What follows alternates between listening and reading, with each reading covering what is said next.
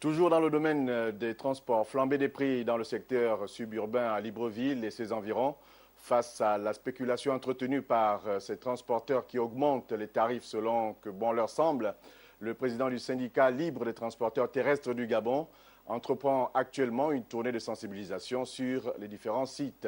L'idée est donc d'inviter ses adhérents au respect strict de la légalité en matière de fixation des prix. Le reportage de Benin Bekita et Pierre Claverella.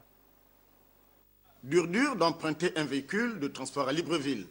La pénurie touche également le transport suburbain, communément appelé clando, où les prix augmentent selon l'humeur du transporteur. Ici, fin goudron, c'est 100 francs.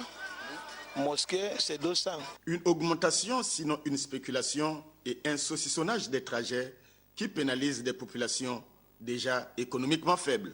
Oui, il y a des moments qu'ils font à 200. Lorsqu'ils voient que la population en manque de clando, ils augmentent le prix. Ce n'est pas vraiment bon pour la population, surtout pour ceux qui sont économiquement faibles. Si on arrive déjà à emprunter les taxis, ça veut dire en un mot que nous avons un problème de sous. En République gabonaise, c'est l'État qui fixe les prix.